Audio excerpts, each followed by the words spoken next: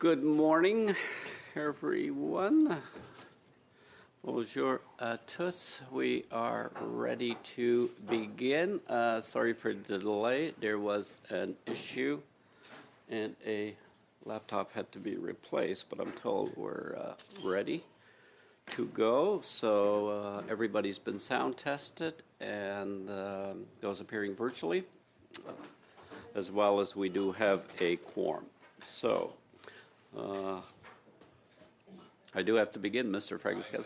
Okay.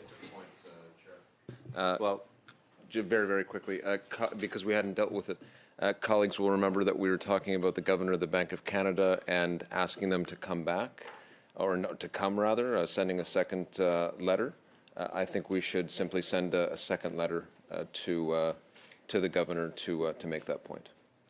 Okay, well, let's formalize that before we conclude.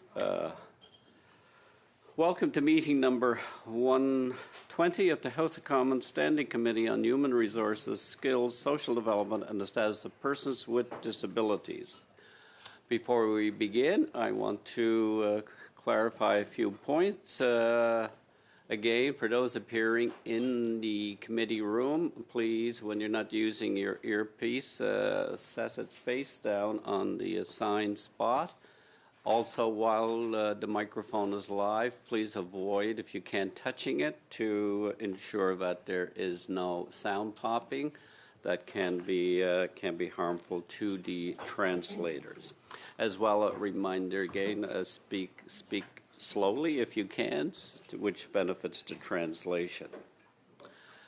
For those appearing virtually, this meeting has taken place in a hybrid format pursuant to House of Commons Standing Order.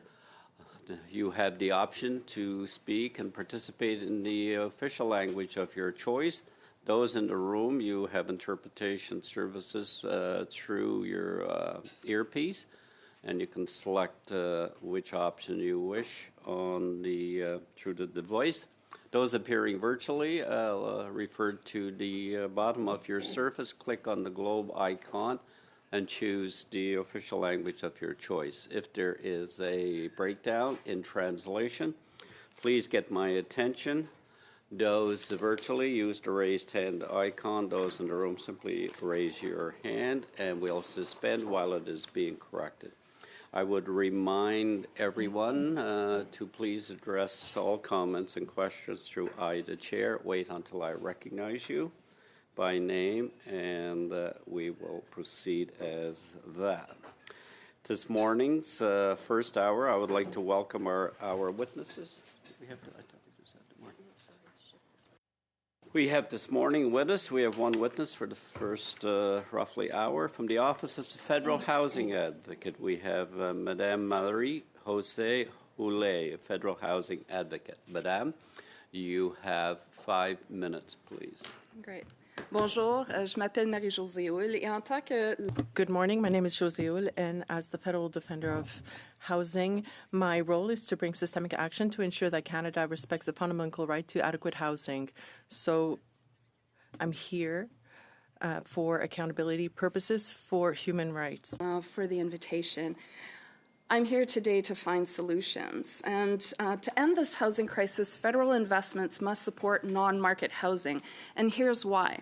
So first, non-market housing is fundamental to upholding the right to housing.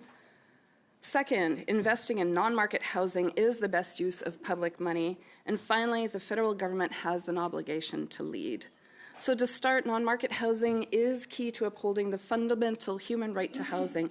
And Canada recognized the human right to housing in the 2019 National Housing Strategy Act. And today's systemic issues such as unaffordability and encampments happen because we don't treat housing as a human right and public good. And our research estimates that Canada is short 4.4 million affordable homes. Disadvantaged groups are overrepresented in core housing need and homelessness. This committee has heard a lot about supply. And, that supply is the answer. But it has to be the right supply, the supply that meets people's needs.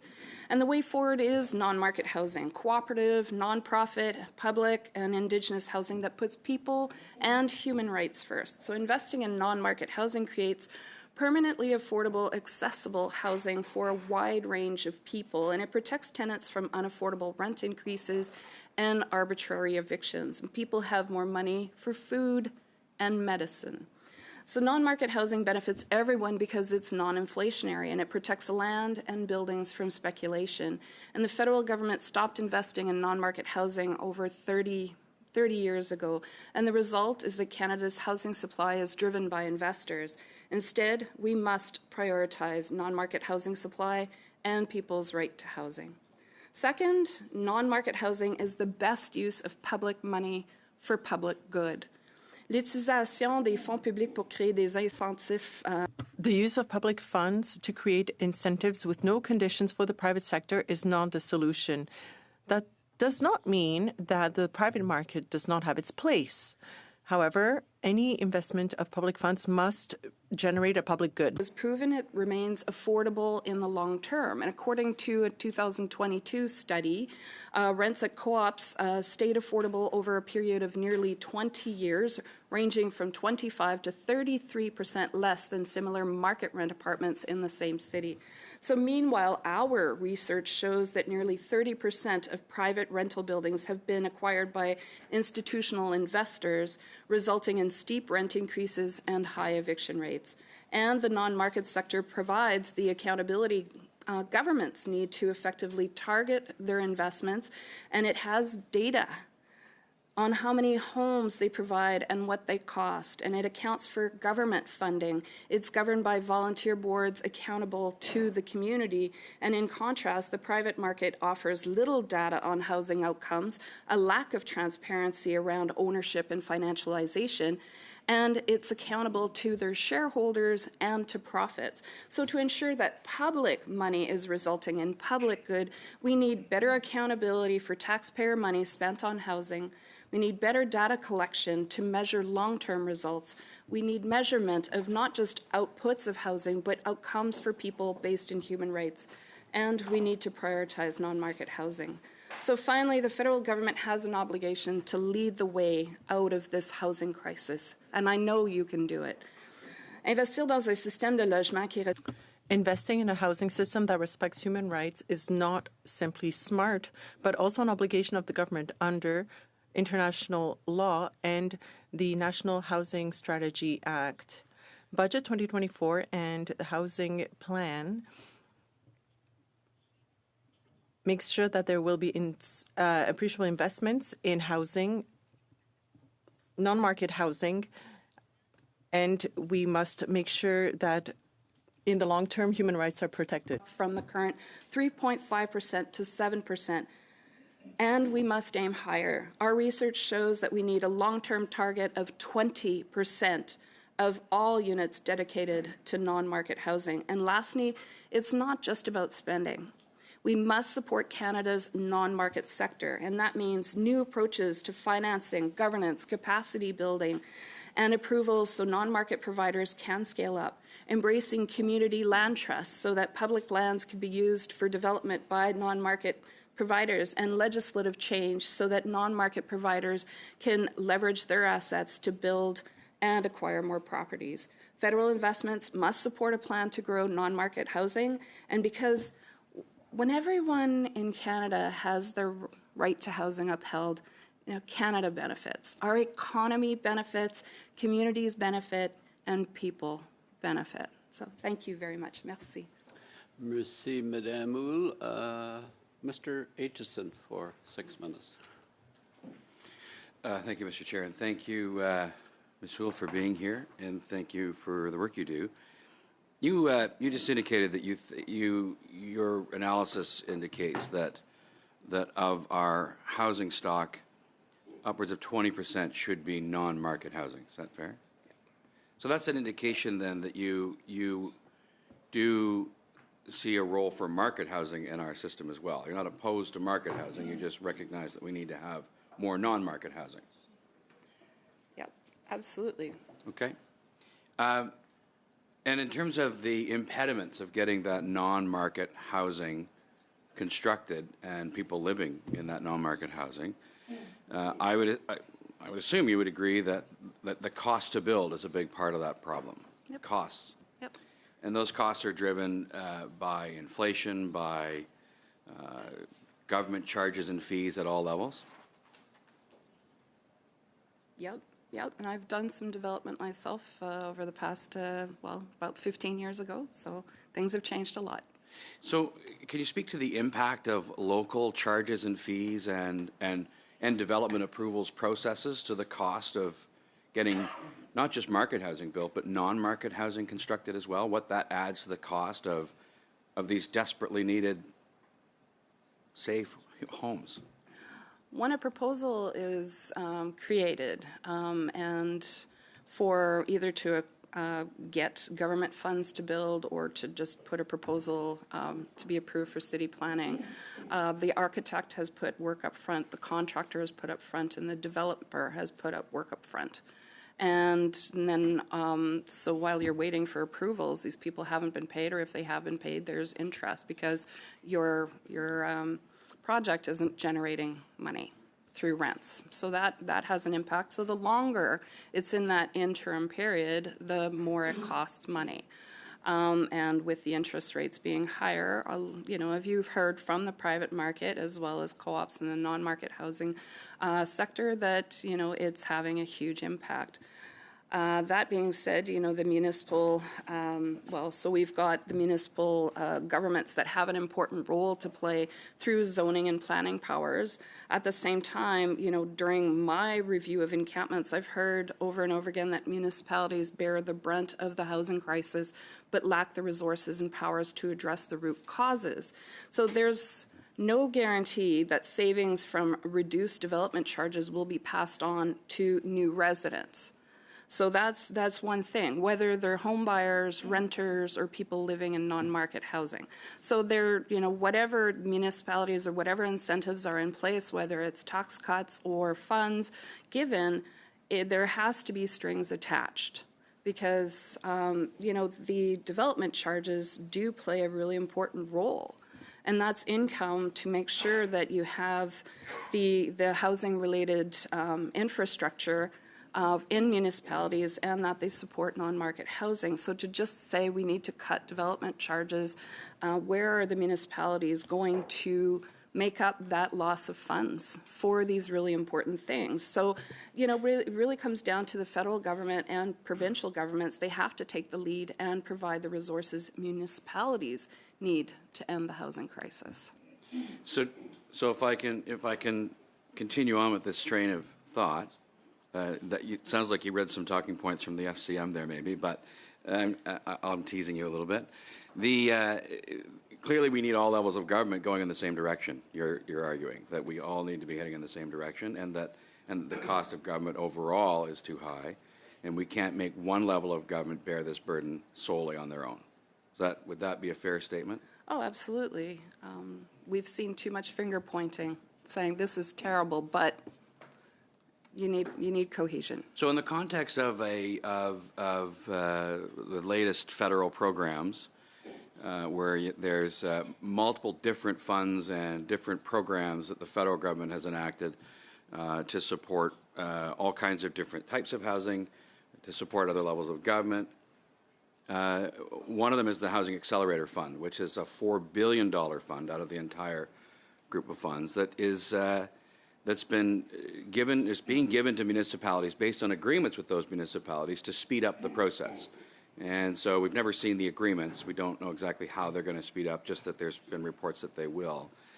In the context of the need of social housing, supportive housing, non-market housing, do you think it makes sense for any federal programs to be focused on helping municipalities, hire more bureaucrats or whatever they're going to do with that money? Or do you think that money would be better focused on the non-market side? That's, I am not privy, like yourself, to these agreements, so I don't know that they are hiring more people, except that when I was doing a project... So let's go back to the simple question without my preamble. Okay. In a housing crisis, does it make any sense for public dollars to be spent on anything but the need for non-market housing? In your mind? No, because we need to bring up the percentage to at least 7% and be really ambitious to bring it up to 20. Thank you very much. Yeah, thank you. Mr. Aitchison, Mr. Collins. Mr. Collins, for 6 minutes. Thanks, Mr. Chair, and welcome, Ms. Wool, to the committee. Welcome back.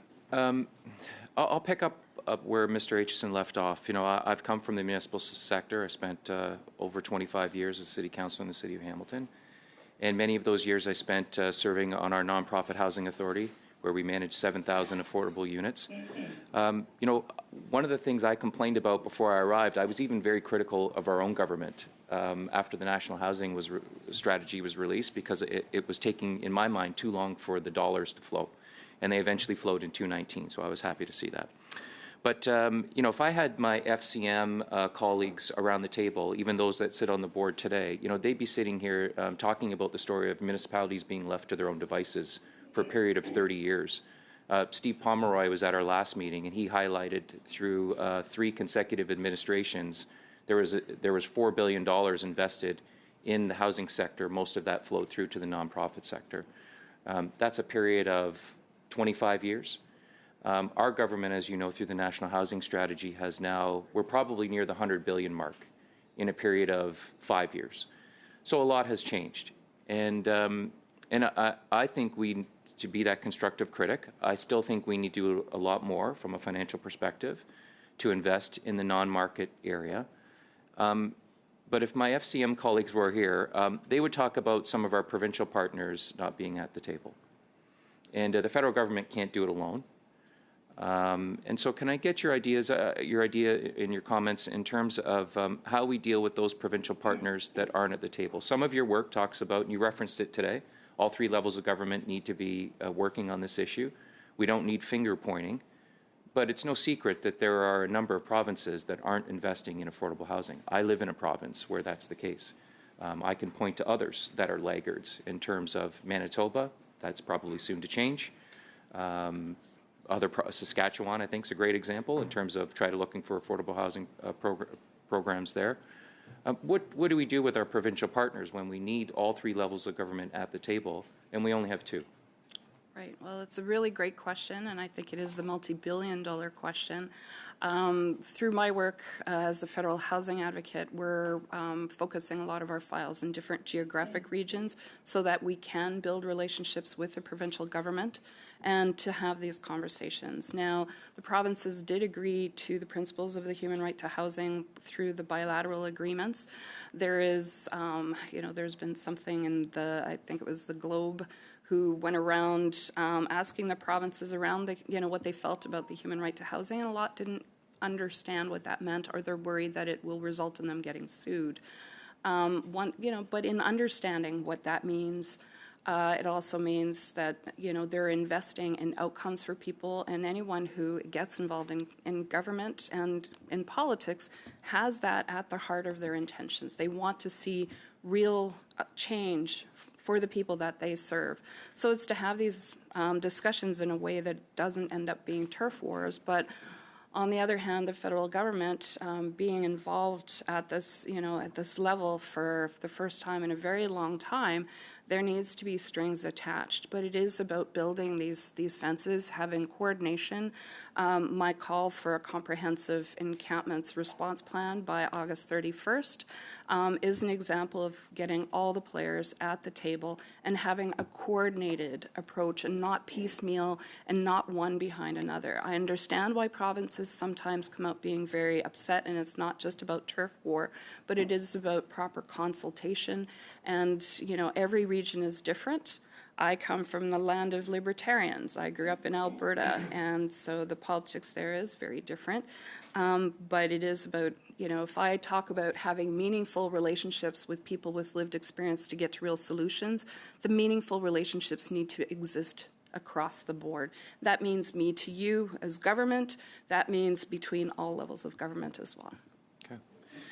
Your last report, as you just referenced, was on encampments, and that's something that really exploded through the pandemic and coming out of the pandemic. Our budget, as you know, has $250 million earmarked towards encampments. We hope that that will be cost shared with the provincial and territorial governments to address the whole issue of encampments. We topped up our Reaching Home program. As you know, there was a lot of consternation with municipalities across the country who thought that that fund was going to be reduced, and in fact, that's quite the opposite. We've not just topped it up, but we've provided a little bit more resources. And of course, our bilateral agreements also speak to addressing encampments as well. And so I can point to 3 distinct pots of money that that go a long way to addressing encampments. Can you comment on the need for the resources that we have in Reaching Home, in our new encampment fund, in the bilateral agreements, and some of the other funds that we have that address people who are living rough on our streets? Yeah, absolutely. Well, we saw in Budget 24 there was a lot of new initiatives and then continued initiatives, which is very positive. One thing that I'm hearing back from all the sectors is that investment can't fall off the cliff. And, if it's just injection, eye drop by drop, organizations that do this work on the ground can't hire and maintain staff and then build trust with people with lived experience and get the results that we want, and which is to have people under an adequate roof, that are adequately housed, not just sheltered, but housed. That's the end goal for everyone, and that has to, that will get us, so that when people are talking about their frustration of walking past encampments, that, they don't want to, people don't want to see encampments, but it's not just about pushing them further along out of the sight of the public view. It is about having, investing in people. And to invest in people is also to invest in the non-market sector, because, again, over the past 30 years, the levels of government that have been investing in non-market housing, which is very little, has been drop by drop. And therefore, we've lost the capacity. John Gordon has spoken about that also in the Indigenous housing sector. So we need 30 years of promises of continued funding. Quebec is a great example until the last, I would say, 5 to 6 years that had invested in their non-market sector. André Castonguay was here last week to speak about that and how important that is, and I'm sure Véronique Laflamme will be speaking about that. So it's not just about money for construction. Thank you, Ms. Wu. Okay. You can follow up at another question. Madame Chabot, pour 6 minutes. Merci. 6 minutes for Ms. Chabot.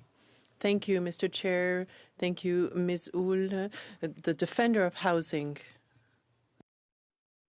Your contribution is very important in what we're going through at the moment in Canada and in Quebec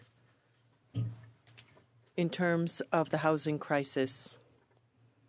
We've been hearing a lot about it. This isn't the first study on this topic either at this committee.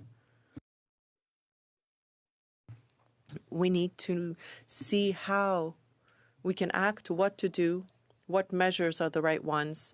If we can't fix the crisis in the short term, at least ensure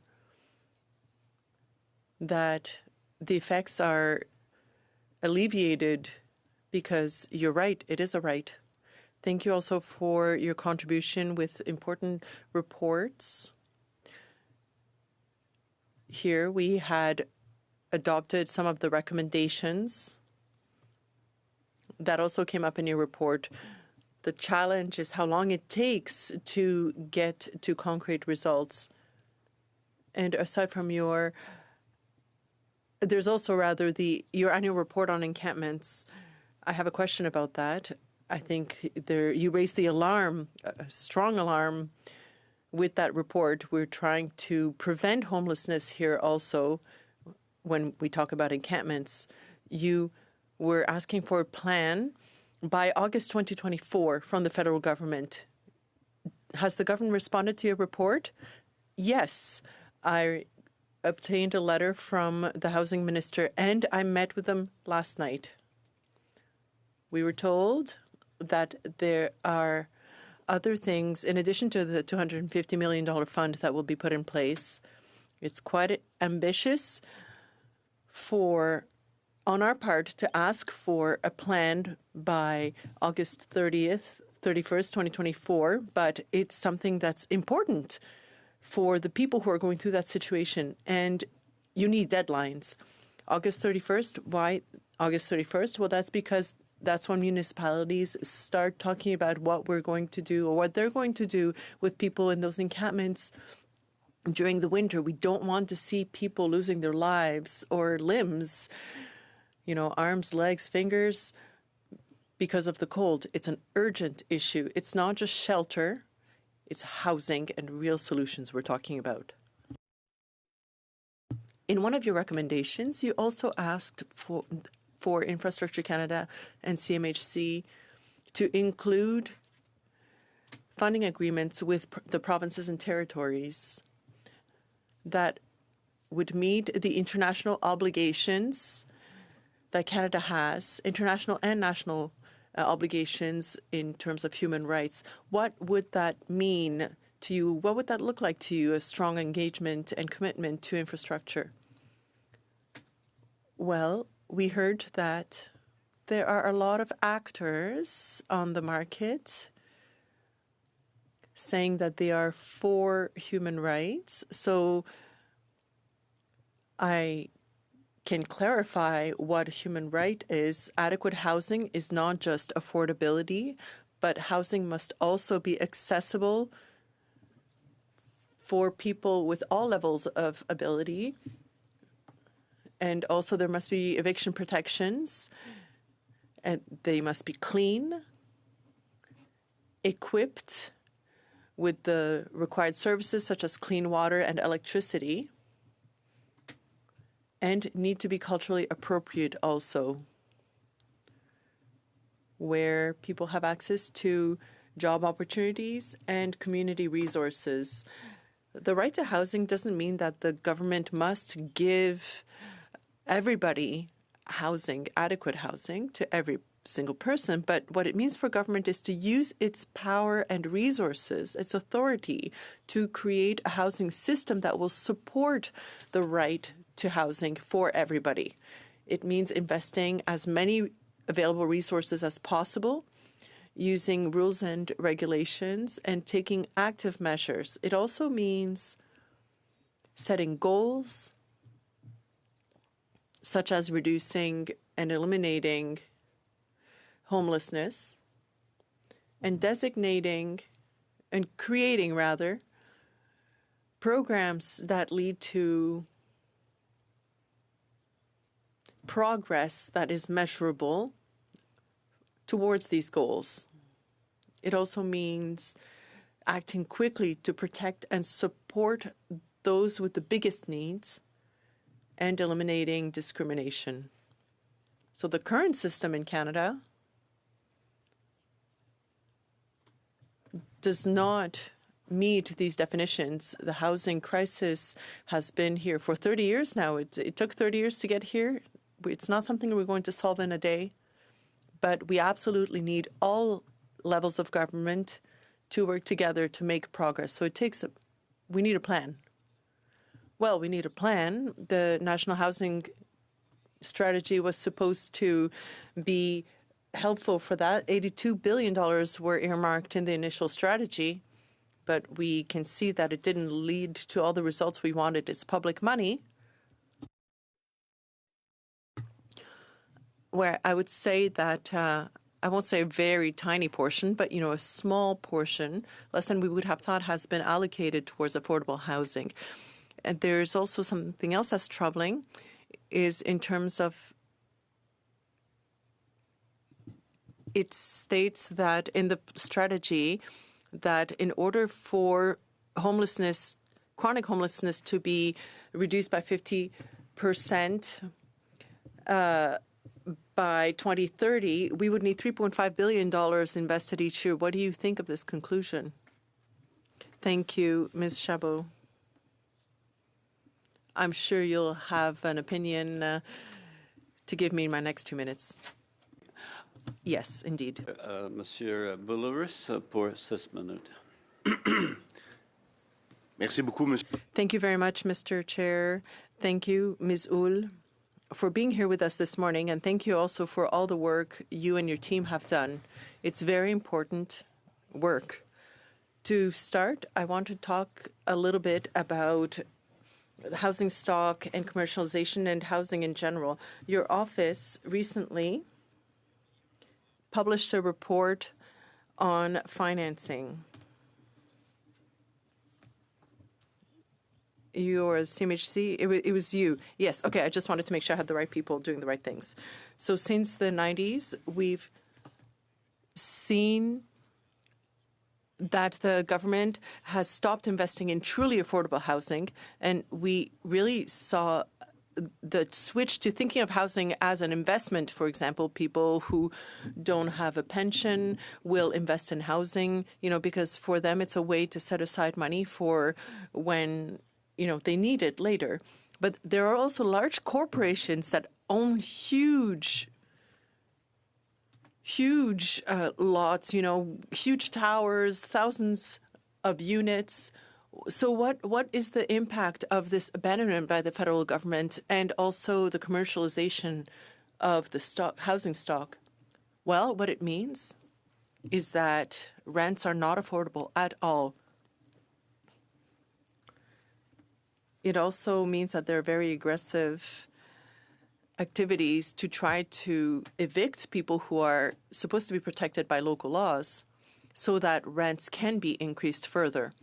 We know that these buildings that we're talking about, those, for example, that were great for speculation or well-placed, were those that were used for people with low-income housing, and that's why rents were lower.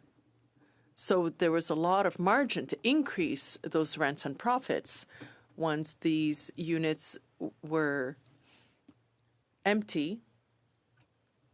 There's no control, rent controls once the unit is vacant. Quebec is starting to look at that, but things aren't quite there yet. So that was a great reason for evicting people.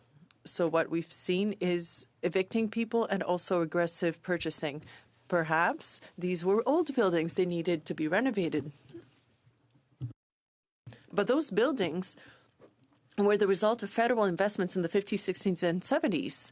And now we want to continue to incentivize the private market to continue building housing. We have an acquisition fund, which is great for non-market units to buy them. That's great.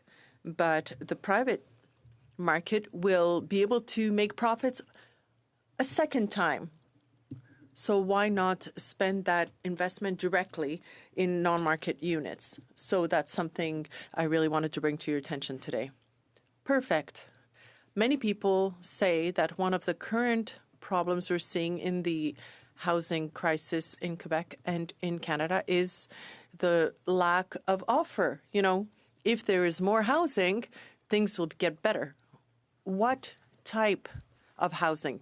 Building condos at $2 million, well, it will increase the number of units, but is it really going to help people who are about to get evicted, who can't pay their rents, who have to change neighborhoods and even cities sometimes?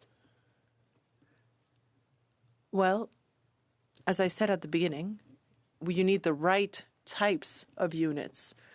When you look at CMHC, talking about the housing system and building whatever we want compared to what we need. That's what they're looking at. So we have Dr. Caroline Whitman, who's issued a report determining that there is an extreme need in Canada for affordable housing. 20% of housing need to be offered with rents under $1,500 per month. All programs need to be adjusted to make sure that those needs are being met. There are differences between regions, between cities, but based on basic need rather than, what the ask is, we'll get there. But if we continue to just base ourselves on what people are looking for, that would be better than, rather than focusing on what the private market wants to build because that's what they want to do. That's not going to work. The housing market works for maybe 80% of people, but for the 20% of people for whom it doesn't work, the results are awful. Well, for encampments, we've seen people also live in their cars because they can no longer afford rent. I have 1 minute left to my first turn, but complex question. What's the federal government's role in all that? You know, it's complicated. There are cities, provinces, municipalities, the federal government. Like, often we are waiting for partners to get on board, and that can take a long time. Well, first of all, you need intent, clear intent, goals, for example, investing in a generation, so a 30-year plan to and build good relationships. Of course, housing is an issue that falls under the provinces, especially, but all three levels of government have a role to play. And the federal government needs to set the vision. So it has a huge responsibility in being a leader in terms of human rights. Thank you, Mr. Boulris. Ms. Ferrari, 4-5. Thank you so much, Chair, and thank you, Ms. Houle. It's wonderful to have you here. Very important work, as all of my colleagues have said here today. Ms. Houle, we had Mr. Kevin Lee here. He's the Chief Executive Officer of the Canadian Home Builders Association. He testified, and his testimony was very powerful, in my opinion. He said, "I'm here to tell you that you will never fix the affordable housing issue with funding alone. There are simply not enough tax dollars to go around. If you don't fix housing affordability, you can never fix your social housing problems. If you don't fix housing affordability, people can't buy homes, and that puts pressure on the rental housing stock." I see you nodding in agreement, so I would assume you agree with that kind of statement. But when we talk about, I had the chance to visit the Royal Hospital this past week. They have 240 beds. This is a mental health facility and research facility. And the manager there told me, she said, "Michelle, if I have one message for you," she said, "it's that we do not have access for supportive housing." So she said, "I know it sounds terrible," but she said, ultimately, these beds don't get freed up.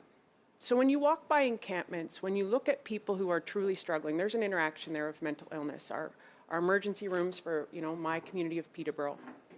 This is one of the big issues. There's nowhere for people to go. And it's not just housing. It's housing with supports for people who have that complexity. And it's all connected because, to your point today, I take your housing advocate position seriously, but there has to be an accountability factor on the federal government. And, you can't manage anything that you don't mention. And the reality is we keep taxing people, we keep taxing home builders, we keep putting on these costs, and people aren't able to build, which opens up the housing continuum.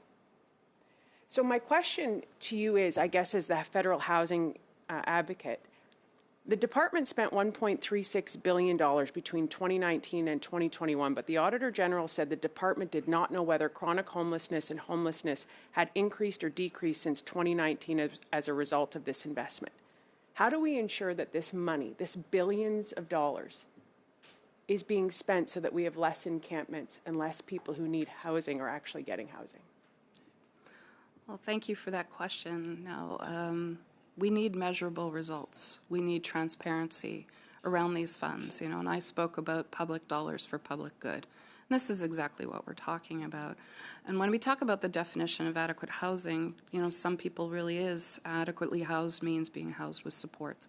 And for some people, it's just a light touch, learning the rights and responsibilities, how to be a good neighbor, how to get a banking account, and being able to pay their rent every month. And some people need a lot more supports. And supports for mental health, for addiction, and it is about housing first. There is no housing first without housing, however. So there is a supply issue, but it is about the right kind of supply. But what I'm talking about, and I've mentioned during my opening statement, is that we need measurable results, we need transparency, we need data. And the non-market housing has provided all of that all along since its investment started 60 years ago. So we need to have those accountability mechanisms in place for the entire housing system to truly be able to understand. As Carolyn Witzman says, we can't count what we don't know, and we can't address what we're not counting. Exactly.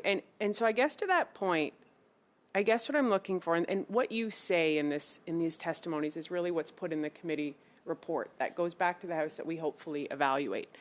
But speaking to reporters at a press conference on Parliament Hill, the Auditor General said the government really doesn't know if all the housing-related money spent so far, about $4.5 billion across 6 different programs, which is, you know, a lot of the homelessness issue. And when you say transparency and accountability, on the record, I guess what I'm asking you is what, it doesn't feel like that's in place right now by the federal government and the current government in charge. It doesn't feel like that because obviously things have never been worse. Rent has never been this high. We've never seen these encampments. How do you make sure that there's accountability and measurable results, that the money's actually helping people? What can we do? Well, first of all, we do need an all-of-government approach, you know, and bringing together different silos. So you talked about health. You talked about, you know, housing and other areas. This, you know, it needs to be not just all levels of government, but an all-of-government approach to be able to understand fully of what's happening. I mean, we're in the data age, but we're not, are we collecting good data? And then, you know, there's other laws around privacy who say we can't share that information because. But there's a lot of opportunities there. Sorry. Thank you. Mr. Fregas-Catos for 5 minutes, please. Thank you, Chair. Thank you for being here again. It's good to see you. You mentioned in your testimony at the outset, among other things, public land and how that could be part of the solution. It can make a meaningful contribution to the challenges at hand. Can you expand on that? Absolutely. Sometimes some of the, you know, when we're talking about housing and supply and the economy, it's not just a simple question of supply and demand because there is a supply that is finite, which is land. And land sometimes contributes, especially in a larger city, the big cost factor involved in building new housing. So, you know, government is sitting on a wealth of land, and land that some of it can be developed for housing. It's not about selling it to the highest bidder and then government no longer having access to that resource in the future, but land leases. And exploring the role of land trusts, community land trusts, so community actors for the community good to ensure that this land has value in perpetuity and not just sold off to speculation. So I think it's an amazing opportunity. I'm glad to see it being leveraged. I also hear that it's quite complicated, but that it is happening because to say something's complicated, it's going to take time is not a reason not to do it because we need to do it. I was about to ask you on your thoughts on the government deciding to emphasize leasing versus selling the land, but you've answered that. I do want to ask you also about co-op housing. Just a few days ago, you would have seen the government made the single largest investment in the past 30 years to see more co-op homes built. What do you think of co-op housing in terms of its again, contribution to this crisis? Co-op housing builds community as well as housing that is affordable, not just for people with deep subsidies, but for people who live there. And they will realize a deeper affordability for those who don't receive subsidies as time goes on. And there's reports from Cooperative Housing Federation of Canada that proves this. And so co-ops really are a great thing. What co-ops need and the entire non-market housing needs as well as capital dollars to build and acquire more is change in legislation to be able to leverage their own assets in order to not just be dependent on government funds. They need support from government in order to bolster the capacity. Because right now we're sitting on a few narratives that are very worrisome for me. First of all, that non-market housing, especially, you know, including co-ops, are only there or should be supported only because they house people the private market will not and cannot house. That's not true. And, you know, non-market housing should be available to everyone, and that it has its role in the private market to or in the overall market to compete with the private market. That these are not ghettos and warehouses for poor people or people with deep needs. First of all. Second of all, that only the private market has the capital and the capacity to build. The non-market housing sector used to have a ton of capacity in the same way that Indigenous housing had a lot of capacity. That has dwindled because there's not been proper government investment in the sector, and so anyone who does have talent has moved to work in the private market. We need to bring these people back, and we have a lot of examples, again, in Quebec of organizations that are brilliant. They have the business acumen, and they are there to build community wealth. We need to see that culture happening in all the provinces, and Mr. Collins talked about Manitoba, not having a lot of non-market housing. I know that Manitoba is struggling with their capacity. You can dump all the capital there, but if no one can do it, then that's where you need the support as well. I know you obviously have a passion on co-op housing in particular, and that shows for very good reason. We have a colleague who talks a lot about housing, but when he talks about co-op housing, he talks about it as, quote, Soviet-style housing. How do you think that message, what do you think of that message? I mean, that kind of negativity. I think it's a real shame, and I invite everyone to go visit a housing co-op, and they'll see something very different. Finally, the government has proposed capital gains tax changes. The revenues gained from that will go to, among other things, helping on the housing side. What do you think of this particular measure? As I outlined, the human right to housing puts a responsibility on governments to use regulation and mechanisms to be able to, realize the human right to housing to everyone in Canada without discrimination, and that includes creating market conditions so that to decrease speculation. Now, I've sat with this committee last year about financialization and showed what the harm that financialization does. Financialization meaning that it's the large corporate investors. But as the large corporate investors set the rates for rentals, all the mom and pops also follow suit. So it has a rippling effect on everyone who is renting, for example. So, as government, you have the responsibility to put in regulations to shape the housing market so that it protects the human right to housing for everyone. Thank you, Mr. Fregus-Keros. Madame Chabot, pour 2 minutes et 30. Madame. Merci. Thank you. My question was too long on homelessness last time, but in terms of homelessness still, it's concerning to see that even if there are investments in the next budget, we're still not going to make good progress because we need everybody's political will to put not just money towards that issue. It's really to help people get out of homelessness, to actually give them a roof or at least services that will be significant. My question is about for measures to speed things up, because there is a certain amount of willingness to provide non-market units. In Quebec, we have an ecosystem that allows for that to be developed. We have a lot of different organisms. We have nonprofit organizations. Should we not move more quickly? As soon as we have a common objective, transfer the funding as quickly as possible so that we can act, for example, in Quebec. Absolutely. It really is a question of time. We are in a crisis. The results are that people are dying in encampments. And speculation is continuing at the same time, and financialization of housing is continuing also.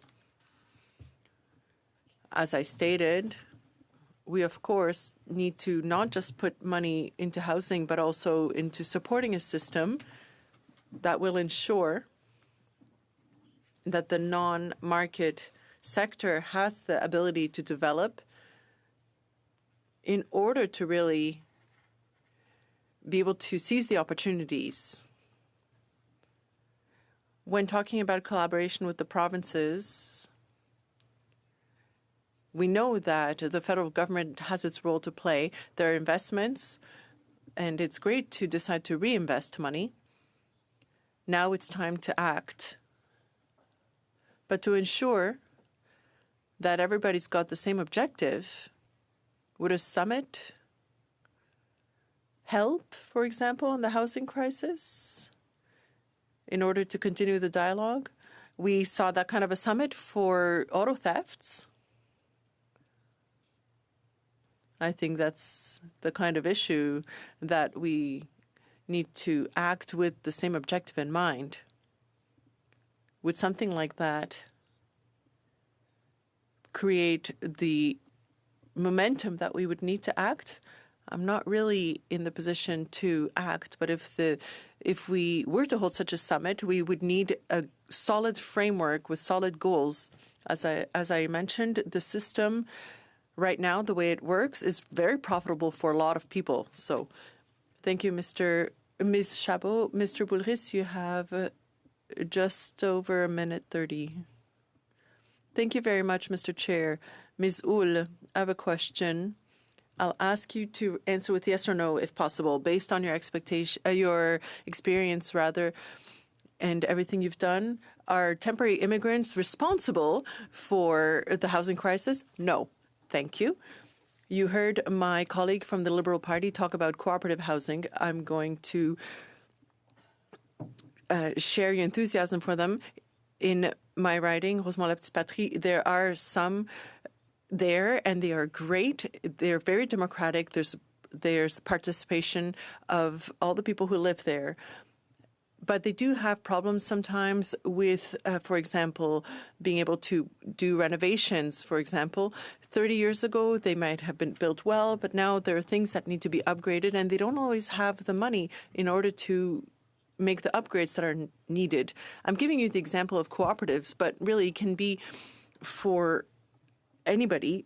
It's to be able to, over time, make sure that we can continue to access this housing. Well, in terms of the conditions for the co-ops can help, for example, to have a reserve fund. The federal programs in the 1980s had fewer conditions. The new co-ops being built now do require a certain percentage to go to a reserve fund that will address that kind of problem. And for example, fixing things over time. People who live there over time invest little by little so that and the federal government and other governments need to help that to contribute also for large renovations, not just, the elevator not working or the roof or something like that. So you need conditions also in addition to funding. Well, we've seen numbers that say that for every affordable housing unit we build, we're losing 10 or 11 of them. It's like we're trying to dig our way out of the hole, but we're just digging further down. What can we do in terms of investments to reverse that situation? Well, first of all, you do need to invest into the sector, but also have regulation in place to control or stop speculation. Thank you. 10 seconds. No, I'm all right. Yeah, Monsieur. Thank you, Mr. Boulris. Conclude with 2.5 minutes with Ms. Falk and 2.5 with Mr. Collins. Ms. Falk, you have the floor. Thank you very much, Chair, and thank you for being here today. We know that Canadians are in an affordability crisis. Everything seems to be going up, and this also reflects within housing, right? Because the materials that are needed also go up. In April, 70% of the provinces had asked to have a meeting because of the carbon tax increase by the federal government, and that meeting request was not met. So in my mind, it begs the question of how many other things do provinces want to have meaningful conversation or consultation with the federal government, and they don't show up, or they do what they want anyway. We know that wraparound services, which I believe are very important, and that's what we need, to be delivered in all of our provinces in a way that works cohesively within all levels of government, right? You have your municipal who are there on the ground that knows what's going on. You have your provinces who are the ones that are supposed to be distributing these funds, and the federal government that's supposed to be there to support if and when needed. So if we don't have the ability to fund provinces where they need help with wraparound services, for example, I mean, Canadians are now spending more servicing the debt in this nation than the provinces are receiving in healthcare transfers. I mean, I see that as money that could be used for wraparound services, that servicing debt money that could be used for wraparound services. Would you agree with that statement? I'm sorry, you've caught me deer in headlights. I am not in a position to. But wraparound services are important, correct? Which you've Absolutely, stated, they and are. we need those to be able to give a hand up to those people and that need housing, right? That need housing, and as you mentioned, it's on a continuum, right? Sometimes it's a little bit more complicated, or it's sometimes a little bit easier with just, like you said, setting up a bank account, that type of thing. So would you agree that with the amount of money Canadians, taxpayers, are spending on servicing debt, that money that's being used to service and pay interest payments on the debt that the Trudeau government has spent could be used to help people in those wraparound services that are needed? I'm not in any position to even comment on how tax is done in Canada. So It's you not don't my believe area that money that's being spent on interest could be used to help with wraparound services? Thank you, Ms. Falk. Your time is Okay, over. thank you. Mr. Collins for 2.5 minutes to conclude this hour. Thanks, Mr. Chair. I guess my first question is a simple one. You know, I think any federal housing plan, apart from, let's take the politics out of it in terms of the partisanship, but any serious housing plan should have affordable housing as its priority, encampments as its priority. Do you agree with those statements in terms of providing support in those areas? As Canada's first federal housing advocate that is here to push government to uphold the human right to housing, those were my two areas of priority, absolutely. There's a lot of other systemic issues at hand, but those are the big ones, so yes. You talked about doubling the stock, and of course of non-market housing, and of course the federal government's not responsible for and in charge of building new supply. Municipalities and the provinces primarily are in charge of that. But do you think it's important, as we try to incentivize new supply and new non-market units, that we work with our municipal partners? Absolutely, yeah. It's all three levels of government, because you also need provincial funding as well, and the provincial funding for, much needed wraparound services for supportive housing too. Okay. Quick question about encampments. Coming out of the pandemic, we're dealing with supply chain issues, we're dealing with an opioid crisis, we're dealing with mental health crisis, we're dealing with inflation, and so many municipalities are struggling to address the encampment issue. And I read your report twice now. Can I ask the traditional providers, I think would look at your report and ask the question about how they should be looking at providing those services on a go-forward basis. So you've talked about the whole issue of partners. We have a traditional men's and women's shelter system that don't accommodate couples that make their way into the emergency system. Pets is an issue. It's become an issue with encampments. Many people say they're in encampment because they have a pet and they don't want to visit the emergency shelter. The drug use policies vary. We were able to accommodate these issues prior to the pandemic. Now, coming out of the pandemic, these are some of the barriers that force people to live on the street rather than find those services from a traditional provider. What advice do you have for emergency shelter providers as it relates to changing their business model to accommodate? It's a complex issue. We need change to meet the needs and to consult with people who use these services to know how best to meet their needs. Short answer. Thank you, Mr. Collins. This concludes the first hour, and I want to thank you, Madame Ulha, for you had the full hour to present to this committee and address the members' concerns and questions. So thank you for appearing again. And with that, we'll suspend for 2 minutes while we transition to the next witness list. Suspend.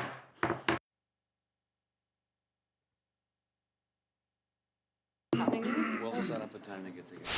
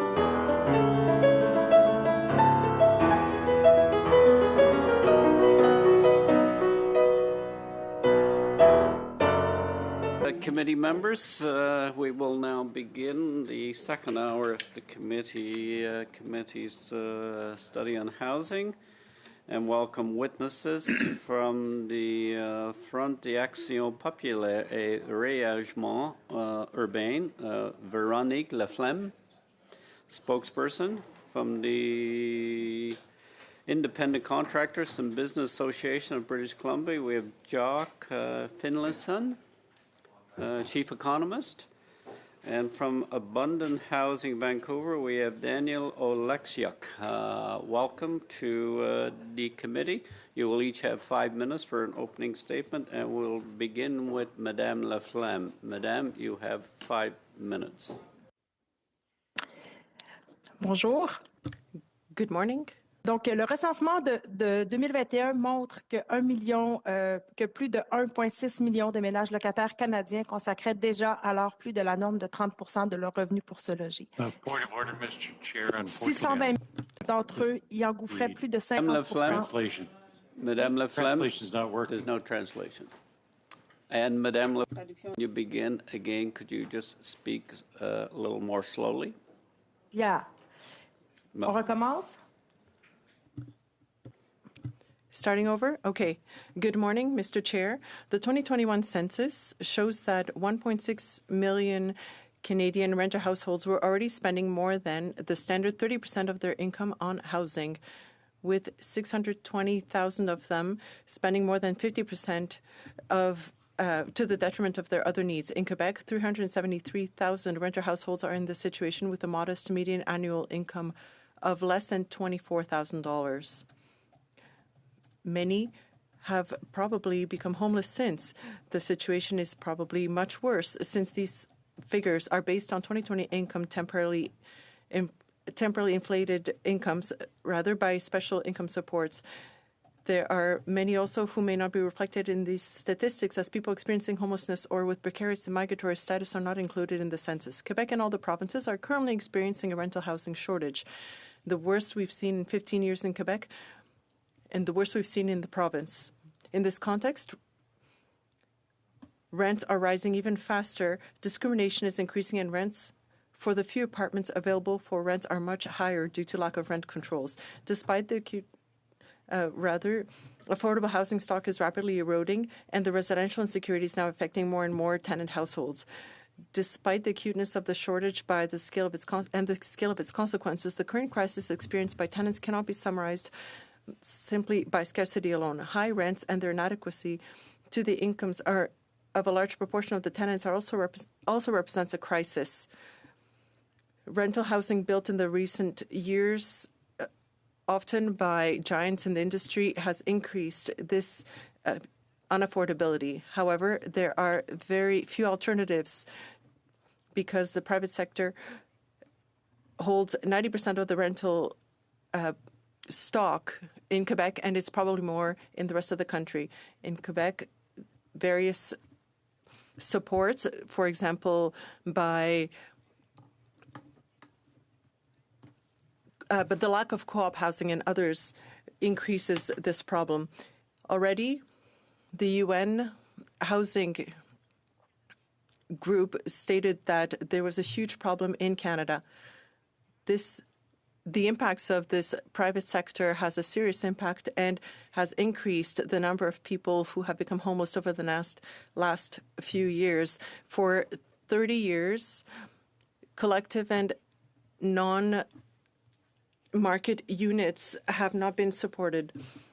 Since 1994, there has been a decrease in supports, and this has surely meant that there has been a decrease across the country. We estimate that in Quebec alone, about 85,000 social housing units, more of them would be needed and would have been here or would have been available if the federal supports had been continued. There's also a precariousness of the collective heritage due to misplaced investments. 8 years later, in 2002, we saw Ottawa start funding what we call affordable housing again, not social housing. And again, this has meant that very few affordable units were available on the market. Investments in affordable housing went on for about 15 years at the same levels that were inadequate to start. The reality is that social housing never came back to the levels it was at the end of the 80s. The 2017 strategy has not visibly contributed to providing social housing for people with low and modest incomes. That was its objective. despite the objectives of the strategy, the initiatives were not well targeted, and the funding for housing usually goes into building new apartments that are far too expensive, and there are too few initiatives from the strategy that was for affordable housing. Despite the fact that the housing plan, the strategy, and the update in November have given us better numbers, we are too far from the target. There is too little done to ensure that social housing can continue. It is important, it is essential and critical for this trend to change. That's why we are asking for the committee to look into this to ensure that the billions of dollars that are supposed to go towards housing actually does so and will fill the gap in social housing in Quebec and across the country in Canada, and to fight the serious homelessness crisis across the country. Thank you. Mr. Finlayson for 5 minutes, please.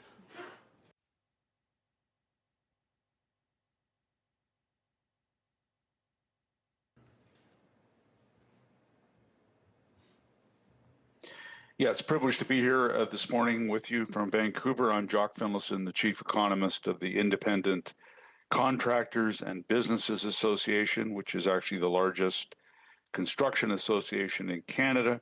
We've got about 4,000 or so members and clients, and we also operate a very substantial employee health and benefits business, in addition to our work on behalf of the construction sector. We think construction's got an important role to play in moving Canada forward in this fast-changing and increasingly competitive world. It's a big industry, as I'm sure the committee members know, accounting for about 8% of employment across the country, a little bit more than that here in the province of British Columbia. The word crisis, I think, is overused in Canadian policy discourse, but in the case of housing, the term is probably warranted given where we're at today. The Canada Mortgage Housing Corporation has done some studies suggesting the last time housing was affordable, as they define it in Canada, was 2 decades ago. The lack of affordable housing is rooted in insufficient supply relative to population growth and rates of household formation. It's become an important barrier to improving and even maintaining living standards in many parts of the country, and certainly here in Metro Vancouver, which I would describe as ground zero for Canada's housing challenges. The rapid population growth that we've experienced over the past couple of years has played an important role in aggravating the pressures we see in housing markets. It is quite striking to see how quickly Canada's population has been increasing relative to peer jurisdictions, 3.2% growth last year, and probably a number fairly close to that, I would predict, for 2024. And this reflects Canada's commitment to open immigration and the substantial numbers of newcomers who have been coming to our country. And indeed, over the last couple of years, I estimate that immigration, temporary plus permanent, has dwarfed dramatically the number of new housing units that have come into the market. For every new unit that we've seen come into the Canadian housing market, we've actually had somewhere between 4 and 4.5 newcomers. So that, I think, is recognized as perhaps a little bit excessive, hence the Government of Canada's moves to begin slowly to reduce the numbers of non-permanent residents living in the country. We think a realistic goal for housing starts in Canada is not 700,000 or 800,000 a year, which is sort of embedded in the federal government's housing plan. It's also been touted by CMHC, but rather probably something closer to 400,000. And I say that because Canada has been struggling to build even 250,000 new dwelling units per year. The construction industry across the country, and certainly here in BC and Alberta, is not overflowing with unused resources.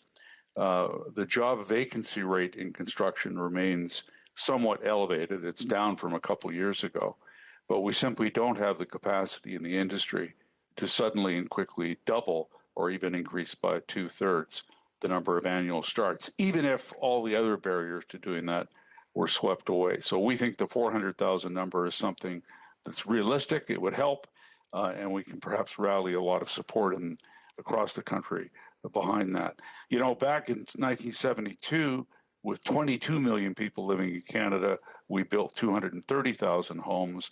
And last year, with 40 million, we essentially were in the same ballpark. So that's really a sign of the reality that it's been harder and more expensive to build homes and almost everything else in Canada today than it has been in previous decades. That's a fundamental challenge, and it's not just one for the Government of Canada by any means. We support many of the measures that the Government of Canada has unveiled over the past 12 to 18 months, including a number that were updated in the budget, and in particular, focusing on building more rental housing, we think is critical. 1/3 of Canadian households are renters, and I predict the share will go up over time. In that regard, the accelerated capital cost allowances for new apartment units, the extension of the earlier removal of GST from rental housing to include student housing units, the changes being made to the Canada Mortgage Bonds Program, and increasing the funding available under the Apartment Construction Loan Program should all help over time to begin to accelerate the supply of new rental housing into the market, which is critical. Fostering densification in cities and towns is also crucial, and here in BC, the provincial government is working very aggressively to deliver on that. Earmarking public lands and underutilized public buildings for consideration for housing development also makes sense. But we do have to recognize that housing is not a sphere of jurisdiction where the Government of Canada is really the primary actor.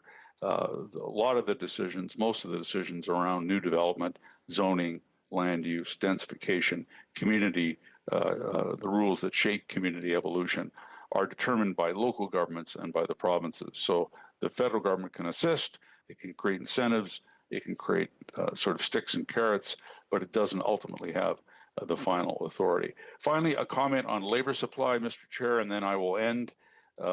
We estimate that about 2% of permanent immigrants to Canada in recent years have ended up moving into the construction trades. Construction is 8% of the Canadian workforce. We think that the immigration selection criteria for permanent residents in Canada should be tweaked to put a higher priority on skills that are relevant to the construction industry. Thank you for your patience. Thank you, Mr. Finlayson. Now to Mr. Oleksiuk for 5 minutes. Thank you very much for the opportunity to speak to you today. My name is Danny Oleksiuk. I'm here from Vancouver. I'm a writer and researcher with the Sightline Institute and a co-founder of Abundant Housing Vancouver, Canada's first modern YIMI group, which we started back in 2016. And I think there's some good directions with the Housing Accelerator Fund, but I wanted to talk about how it's not, in our view, it's not nearly aggressive enough. And to do that, I wanted to start with the first house that to kind of set the groundwork for that, the first house that I lived in Vancouver, which I moved into in 1990 as a small child. My parents bought it for $100,000 in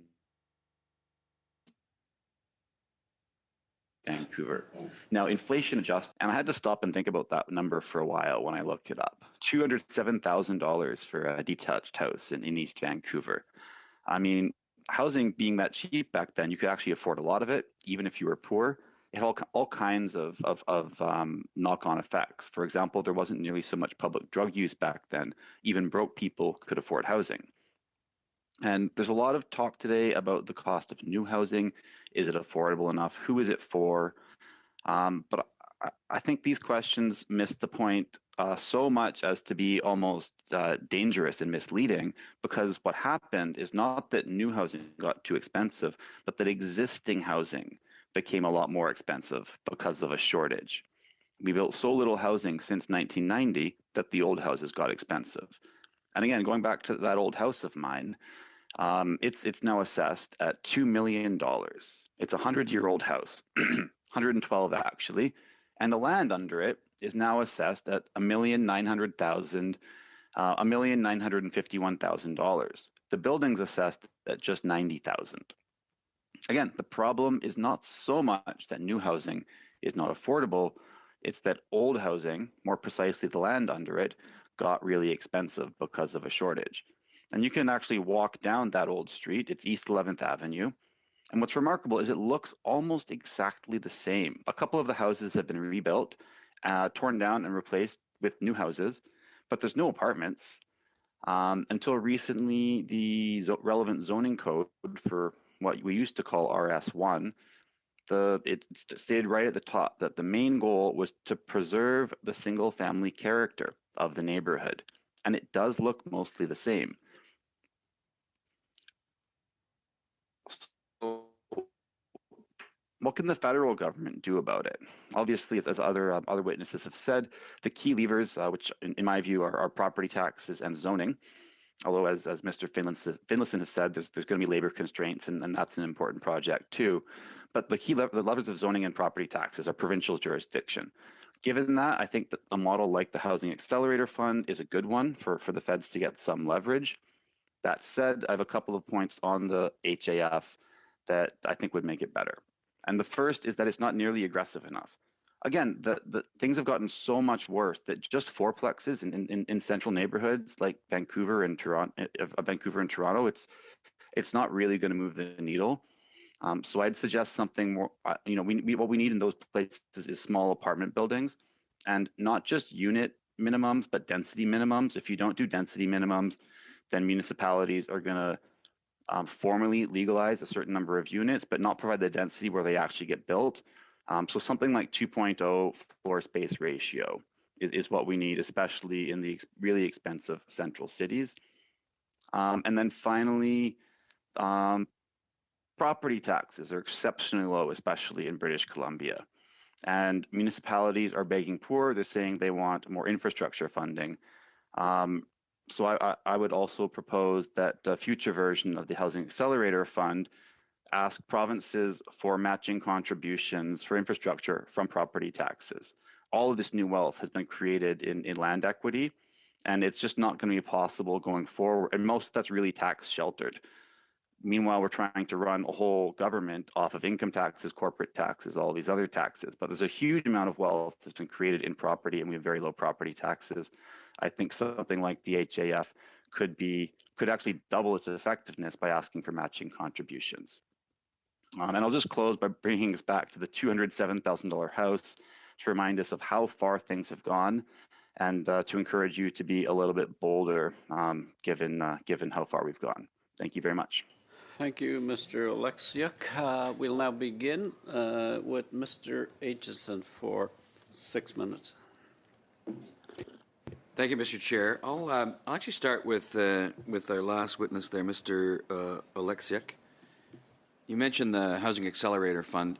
In terms of your criticisms of it, I probably share most of them, but do you think it makes sense that the Housing Accelerator Fund is sending money to cities that, aside from maybe not doing enough in terms of density, are also in the same step increasing the cost of their development charges, for example, at the same time?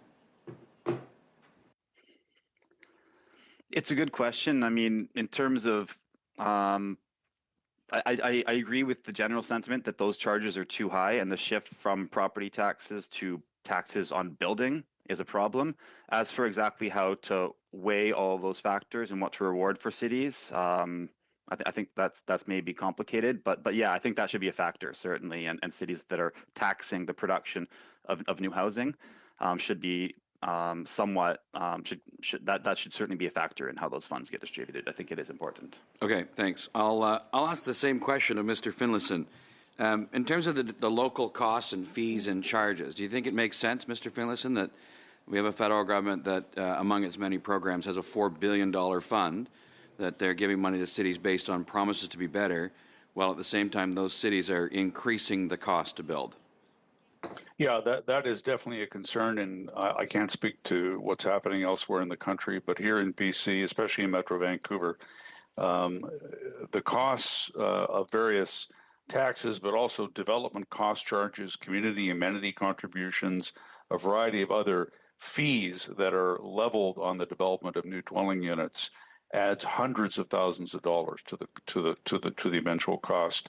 And what's happened over time, and I'm not known as somebody who believes taxes are too low, but Daniel's actually right. We've tilted the municipal finance structure a bit to essentially put a lot of burden on new build.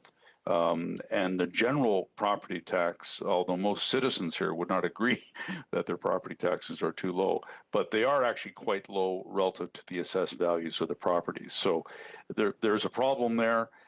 Indeed, the Minister of Housing, the federal Minister of Housing, got into a spat with some municipalities here in Metro Vancouver because at the same time that they were pleading poverty and saying they wanted to see more affordable housing or any kind of housing come to market, they were ratcheting up further the community amenity contributions and development cost charges. So it's definitely a problem. I don't know that the federal government can fix it other than linking its own funding to good behavior at the local level and at the provincial level. That's really the lever that the Government of Canada has. They do not control the behavior of municipalities or how they finance themselves. That's a very good point. So, continue on with you, Mr. Finlayson. The number of units needed to restore affordability, we're talking millions of units. Can you tell us what level of investment we're talking about? How much money needs to be spent in the housing space to restore some semblance of affordability? I'd have to get my calculator out and do a little bit of additional work, but it is monumental. And let me just say something else in that context, Mr. Aitchison.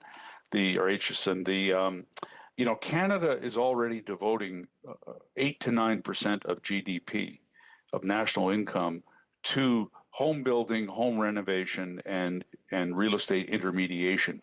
8 to 9% of GDP. The United States is spending 4 to 5% of GDP on the same thing. We're already devoting a lot of national income to developing and renovating and rehabilitating and transacting in housing. And I do actually worry a bit as an economist.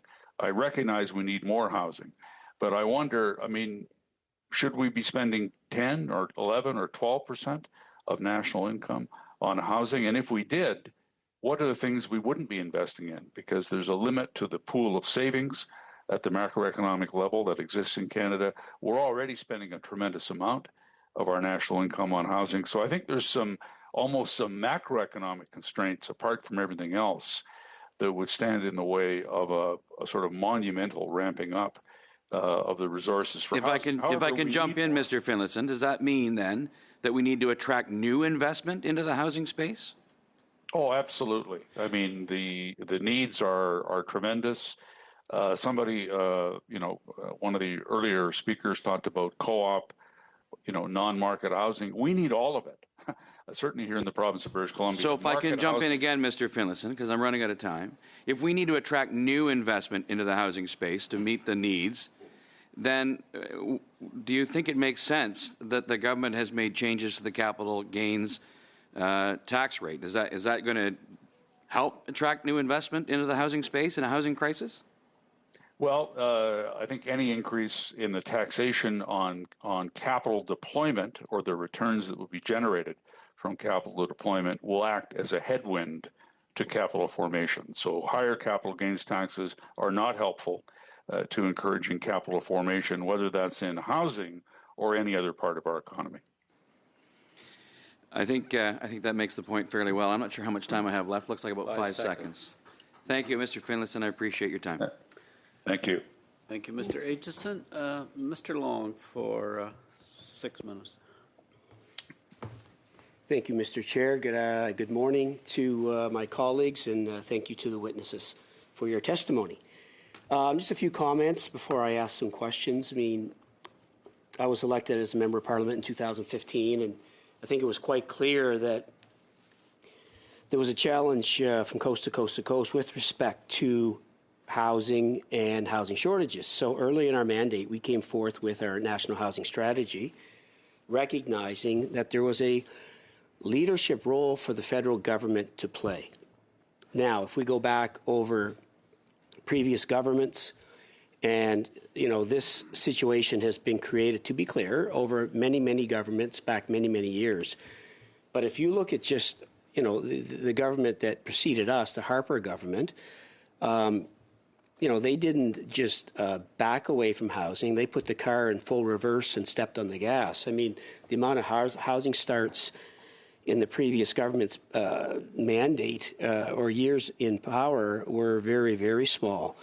And then we look at the leader of the opposition now currently, who, when he was housing minister, you could count the amount of housing starts on two hands that were created under his mandate.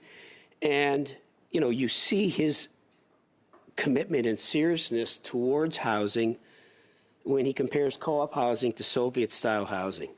So, I recognize my friends and colleagues across as opposition will be critical, and that is their job to do that. I think two things that are very clear when you see their questioning and their response to some of the witness testimony is that they feel that this is all something that we bear responsibility for, and it's all affordability, without recognizing that there's an affordability crisis really worldwide. We're certainly not responsible for the affordability crisis in the UK, through Europe, and in the United States. So we recognize we need to take a role. I think we all agree that all three levels of government have a role to play.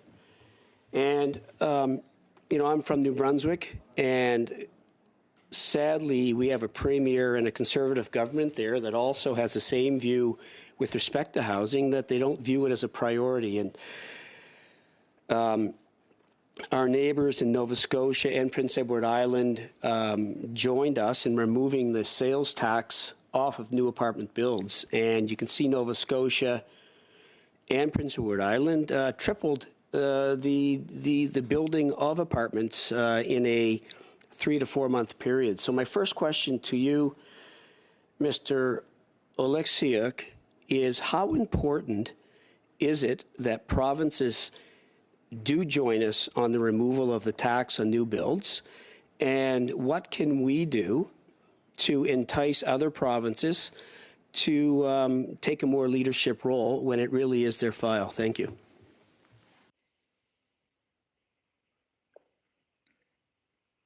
Sorry, just unmuting myself. Thank you for the question. I think this goes back to what both me and Mr. Finlayson were talking about with the shift from property taxes to building taxes, effectively, whether it's GST or development cost levies or development cost charges or community amenity contributions, all of the many headings under which they're put. There's a lot of taxes on new housing.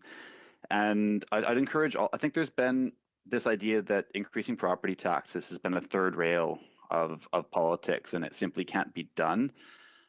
Given how bad things have gotten and how poorly incumbents have done by following that logic, I'd encourage you to think that that's actually not the case, and that shifting all of the costs onto new people, onto young people, onto builders, and then not taxing incumbents at all has not been a hugely successful strategy for incumbents. So what can be done at the federal level, given that that's provincial contributions? Again, as I said in my introductory remarks, I think tying that kind of a tax shift to housing accelerator funding in the future is something that could be considered, because municipalities are not using their tax base to contribute, and they're asking you at the federal level to effectively raise income taxes and corporate taxes to fund these kinds of things.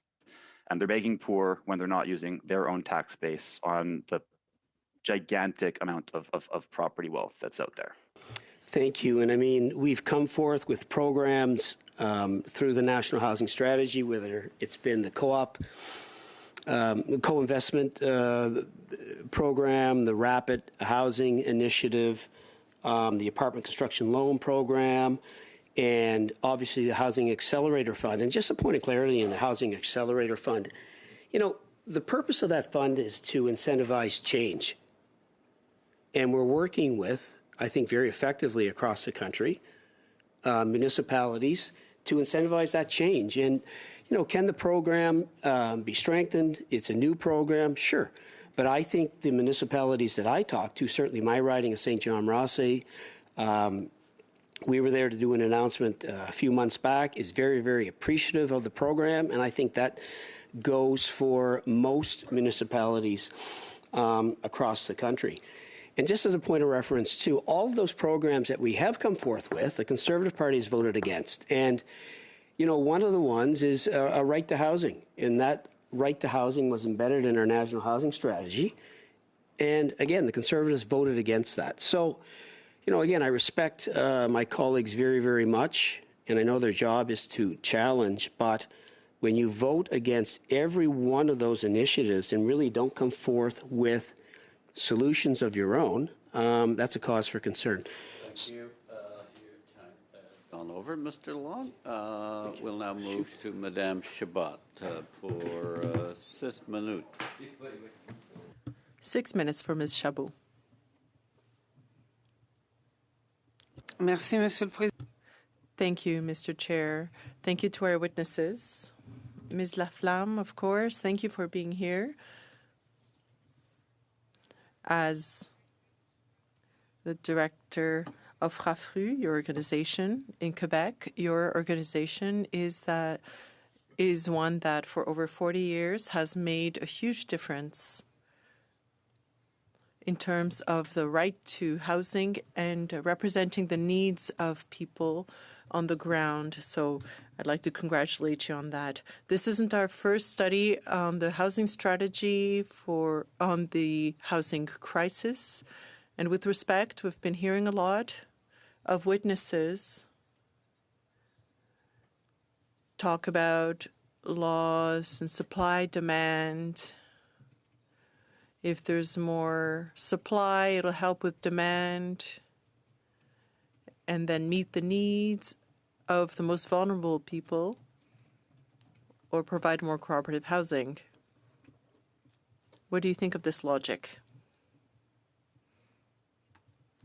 Thank you for your question. As I talked about quickly during my opening remarks, we believe that the crisis is not just because of affordability or supply, it's both. If we just look at increasing supply, no matter what kind we invest public funds, and it's not going to help the affordability side, our key criticism of the strategy is that despite the objectives, which were to decrease the number of households that desperately needed housing, the funds went mostly to increasing supply with affordability criteria that were quite insufficient. That meant that many billions of dollars were invested in building new housing, but very few results were seen in terms of increasing the number of social and community housing available. That's the crisis. We see social and community housing offer or the supply stagnate for the first time in Quebec, and the fact that federal funding is not being dedicated to increasing this kind of housing has contributed to that. Ms. Chabot, I must say that recently there's been a little bit of hope, but we're racing against time. Since 2017, we've been asking for investments, the billions being earmarked for the strategy, the housing strategy, be rededicated to be invested and prioritize social nonprofit housing. We feel like we've been heard very recently, but the programs haven't all been created yet. So we need to act now before even more billions are spent to make sure they are spent in the strategic in a strategic way. We have a few ideas. The most general one would be to have the federal government have a clear objective for social housing, different types, for example, non-market units. We still don't have that. Yes, in the Canada Housing Plan, we have money that will be set aside for building, but we don't know how many will be for non-market units. So that will have a huge impact for people who are vulnerable. Now, in terms of the Affordable Housing Fund, it should go entirely to the non-for-profit sector. The sector cannot provide truly affordable housing without those funds. There are loan programs also that could help. The most generous one has helped, but it is made mostly for private construction companies and developers. What will those billions of dollars go towards? What do we want them to go towards? Do we want to ensure that it goes towards the private sector or the not-for-profit sector? The CMHC has a lot of levers that it can use. We could get more help for the not-for-profit sector, and we know that interest rates have also complicated things. More generally, we had fewer programs available. We have to knock on 4, 5, 6 doors to try to find funding for social housing funding. That's not normal for people who are homeless, who are vulnerable, to have to go through that. We had therefore welcomed the strategy for rapid creation of housing that had allocated 100% of the funding towards that, but that was the only one that was not renewed in the strategy. We just heard that it would become a component of the affordable housing envelope, but we need projects to really get on the ground, and we need that money to flow now before years. I have 30 seconds left. Oh, thank you, Ms. Chabot. We have a lot of measures that could be implemented. It's important for them to move forward so that people who are completely desperate right now and feel abandoned have somewhere to go. Thank you. Mr. Bullrich. 6 minutes. Thank you very much, Mr. Chair. Thank you to the witnesses who are with us this morning for this important study. I'll continue with Ms. Laflamme. Ms. Laflamme, thank you for working with us, for being here, rather, and for all the work you do in Quebec for years now to defend people who have a crying need in housing. You were quite clear in your opening remarks. There's 6 million households that spend more than 30% of their income on housing, and that puts them in poverty and in a precarious situation. You kind of gave us an overview of the strategy that started in 2017. Over $40 billion were spent, but have not met people's needs. There's about $40 billion coming through that strategy. We often hear that affordable housing has, a lot of definitions. For example, 80% of the median market price, for example. But you are stating clearly that the logic should be the opposite. It shouldn't be according to the market, but according to people's ability to pay, so that they don't have to spend 25% of their income on housing.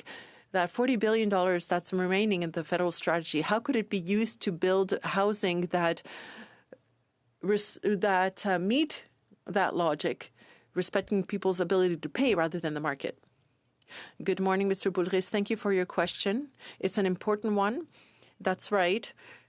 Setting affordability according to the market has its limits, especially looking at this current situation in Toronto or Vancouver, for example, or elsewhere in Canada.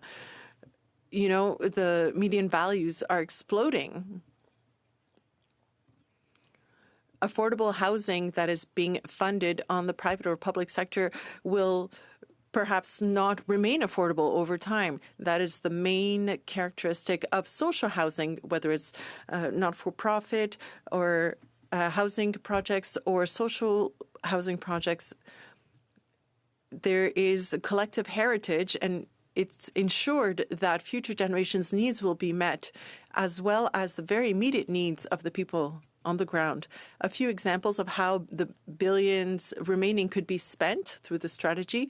One of the huge issues is the public lands.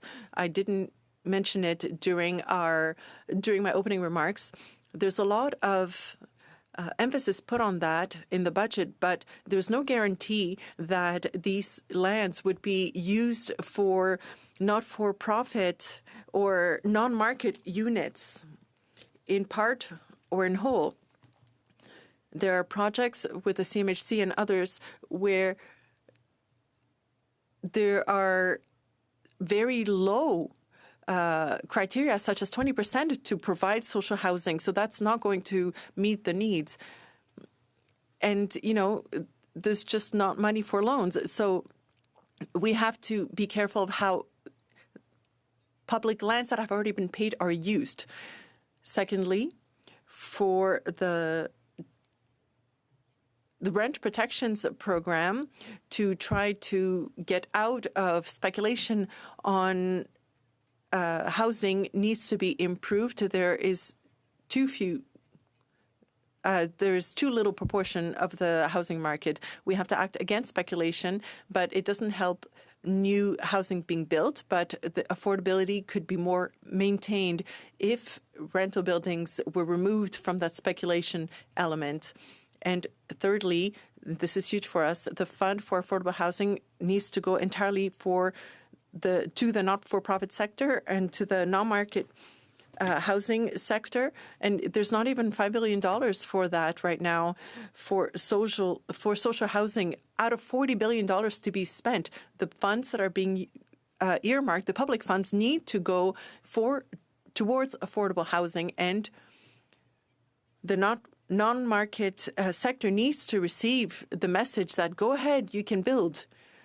That's what we need right now. So these are measures that could be taken now. Dedicated funding through the affordable housing right now plan are not enough. I just have 1 minute left. It's super interesting, but I just have 1 minute left. And we very much agree at the NDP that public lands should be used for the public interest. For example, using them to build social, cooperative, and other housing and non-market units. We've been saying that for years, and we need firm goals. The City of Montreal recently said that its objective was to have 20% of non-market units. Apparently, we're very far behind, for example, Scandinavian countries.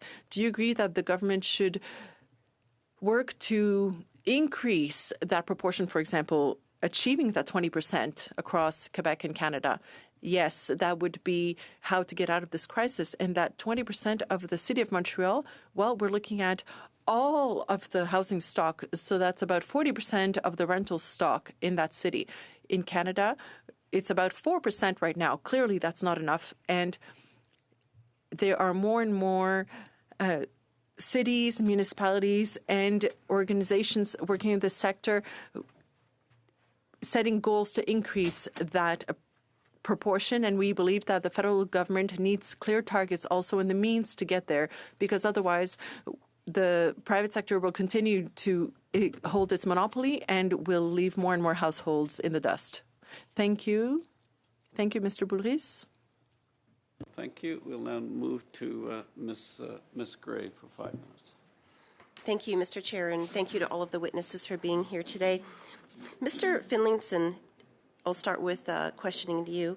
Mr. Finlayson, do you believe that currently economic conditions in Canada are favorable towards new construction? That's a great question.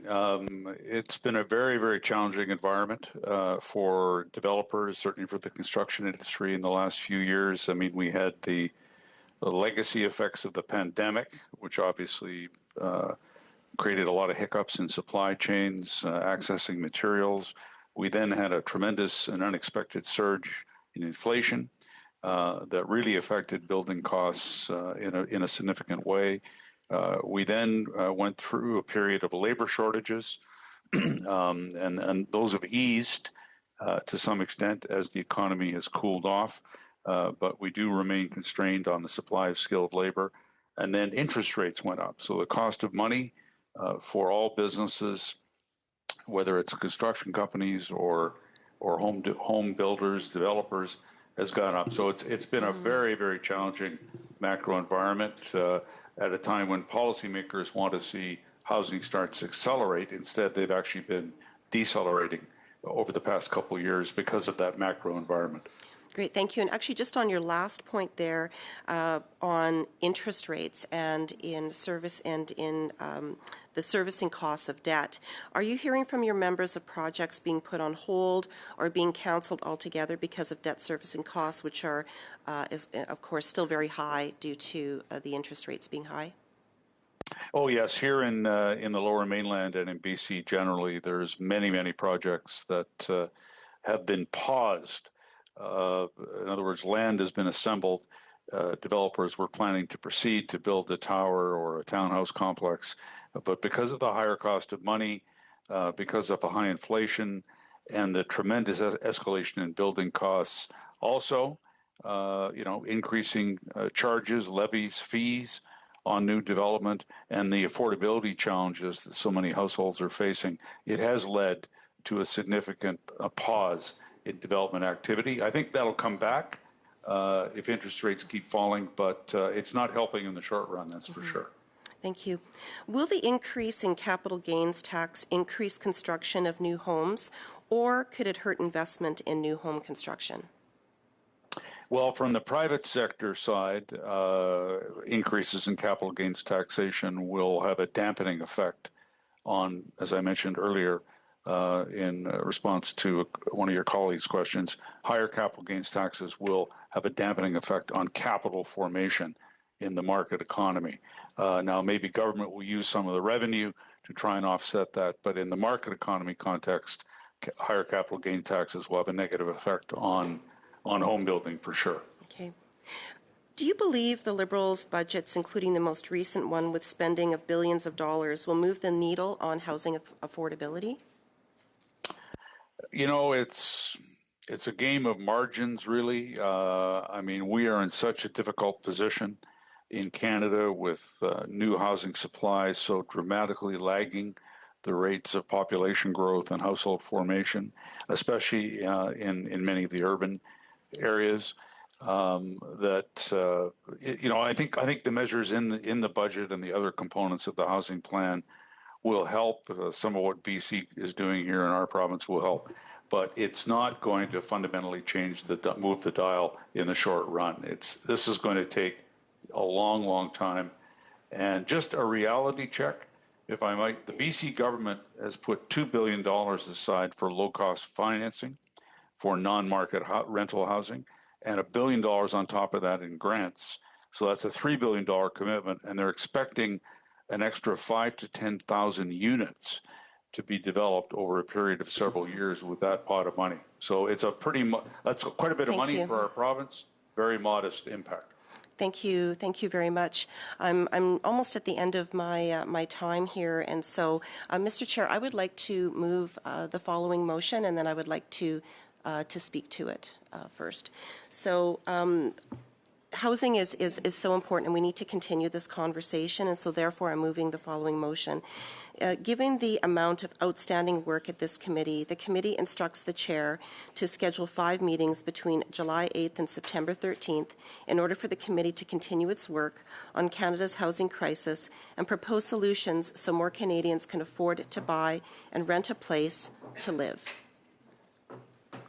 And then I'll speak to it, Mr. Chair. Thank you. Just a moment. Yes, the motion is in order. It has been given notice for some time. I will simply advise the witness, Ms. Gray has moved a motion, which is her prerogative to do. I, as chair, have to deal with this motion before we return to the witnesses, so I would ask you to stay there while we deal with this. So I'll go Ms. Gray to speak on it, then I have a speakers list. Thank you, Mr. Chair. So this motion is very important. At this committee, we deal with so many issues that are important to residents in my community and across Canada, and of course, housing is one of them. And just even over the last 24 hours, a couple of headlines include Global News, Calgary Shelter for Seniors Feels Housing Pressure. Toronto Star, it's more expensive to buy a Toronto home now than in January, even after the Bank of Canada's rate cut. We've also seen in Quebec, Vivre en Ville housing director commented on the fast approaching July 1st moving day as being the worst of our lives. And This allows us to do important work over the summer, and this motion is in a way to continue the work that we can do in a way of scheduling fairly, sometimes that work for everyone. That's why it's not committal as to the specific days and times. It does allow for a lot of flexibility so that we can continue to work on solutions for the housing crisis that Canadians are facing. Thank you, Mr. Chair. Thank you, Ms. Gray. I have Mr. Fragascatos, then Ms. Falk, Ms. Ferrari, and Mr. Aitchison on the speaking list. Mr. Chair, the Conservatives have every right to put forward a motion, and I see all of them want to speak to it. However, it is more important from my perspective that we listen to witnesses whose testimony is very important here today. And with that, Mr. Chair, I move that we adjourn debate on the motion. Okay, it's a dilatory motion that must be dealt with. Mr. Fragascatos moved adjournment on the debate of the motion of Ms. Gray. Madam Clerk, I must deal with that motion. A recorded vote on the motion of Mr. Fragascatos to adjourn debate. Mr. Fragascatos? Yes. Mr. Long? Yes. Mr. Collins? Yes. Mr. Coteau? Yes. Mr. Van Bynen? Yes. Mrs. Gray? No. Mrs. Falk? No. Ms. Ferrari? No. Mr. Aitchison? No. Madame Chabot? Oui. Monsieur Boutin?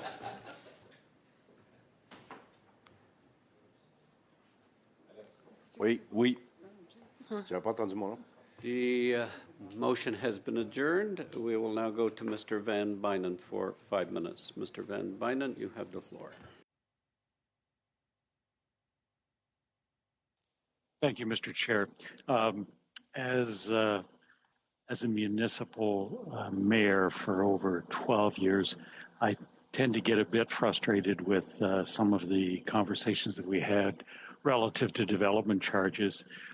New development requires things like pipes and roads and wastewater and facilities. And I sometimes get a bit frustrated in thinking that municipalities have a money tree that they can go to pay for these infrastructure requirements. Having said that, I totally agree that this takes an all-of-government approach and that the overall model needs to change.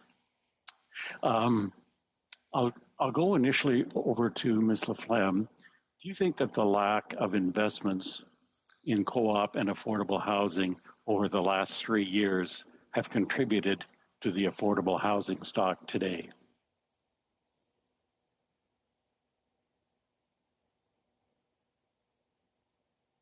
Ms. Laflamme? Oui. Donc, si je comprends bien, c'est le manque d'investissement. If I understood correctly, if the lack of investment has contributed to that, yes. There has been no federal program for cooperatives since 1992. There was a new program that was announced last week, but if we look at the amount of funding that is going to go to that program, it's going to lead to very few concrete projects while time is pressing. So yes, it's contributing to the lack of housing, and there are waiting lists on all provinces, on many municipalities for housing cooperatives and also affordable housing. In Quebec, we're talking about 38,000 families for low-income housing. So that would be housing that would meet their needs, and it takes at least 5 years in Montreal, and I know that it's even longer in Toronto. It just takes so long, and people who are on the list waiting for that housing, end up on the streets.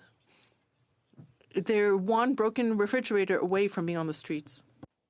So prior to the National Housing Strategy in 2017, how did your organization work with the federal government on building affordable housing?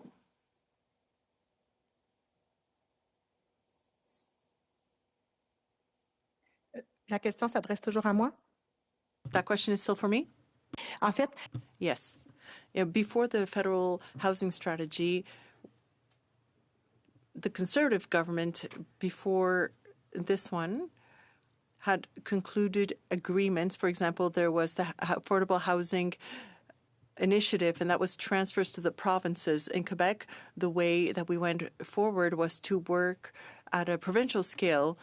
We worked with the Quebec government to set up a Quebec affordable housing program that for 25 years provided funding for non-for-profit, non-market units and other types. So the federal government provided too little, but before that, over the years before 2017, we got some of the funding through other initiatives. But I'll say again, the funding was not enough. We had never more than 3,000 units funded per year in Quebec. Only in the past, we had 8,000 to 10,000 units per year. So you can really see that gap, even if Quebec invested in social housing by using, for example, federal funding for affordable housing when it was available. Thank you. I'll turn now over to Mr. Oh, I forgot to tell you that how we contribute is we provide training to our members to set up the social housing and so on. I can talk more about our work, for our organization's work, if you'd like. Well, maybe before I turn to my next question, do you feel that there's the capacity in the social housing and the co-op industry, if I can use that, to access the funds and put together projects and organizations that will respond in a reasonably timely fashion? Is the management and the organization capacity there to go forward to create projects out of the funding that's available? And what are the timelines? Ms. Laflamme.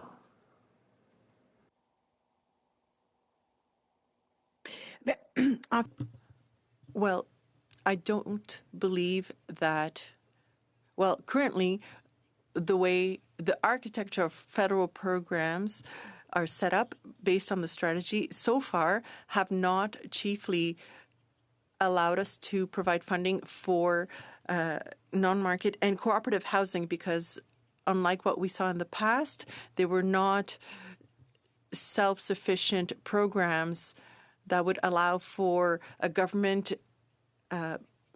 funding that would also be supplemented by municipal and tenant money also. Yes, thank you, Ms. Laflamme. Mr. Van Bynen, the committee has resources to conclude with 2.5 minutes for Madame Chabot and Monsieur Belarus. Agreement, Madame Chabot. What? Okay. Madame Chabot for 2.5 minutes. No? Merci. Thank you. Thank you to everyone, but thank you, Ms. Laflamme, especially for your contribution.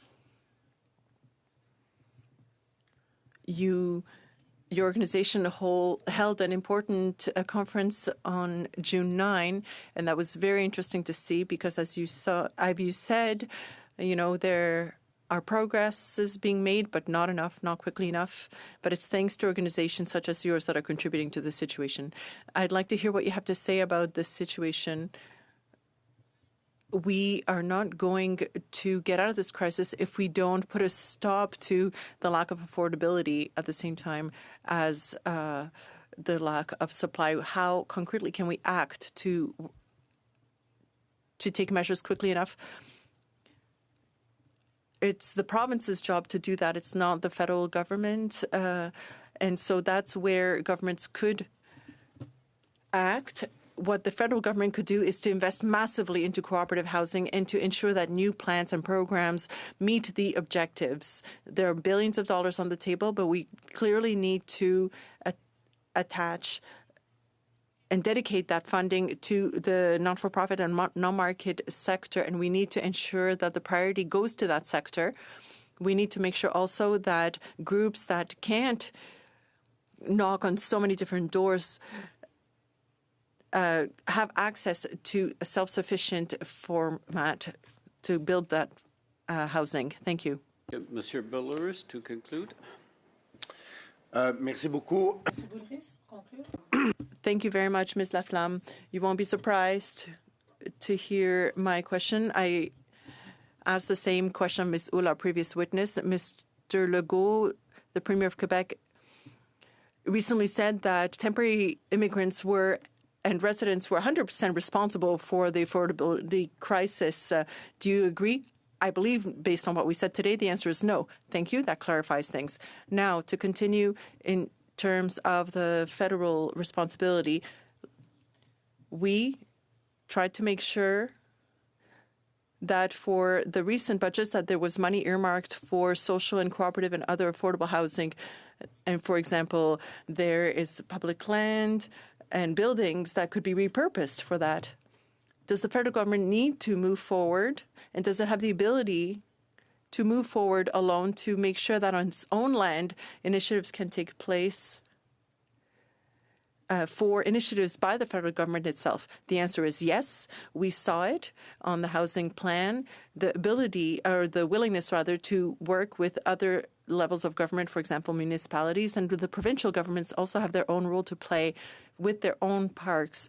But the federal government must move forward with its own lands that it owns. We have a few examples already in Montreal and in Longueuil. There's a huge lot in Montreal that's called Bridge Bonaventure, which is in part owned by CMHC.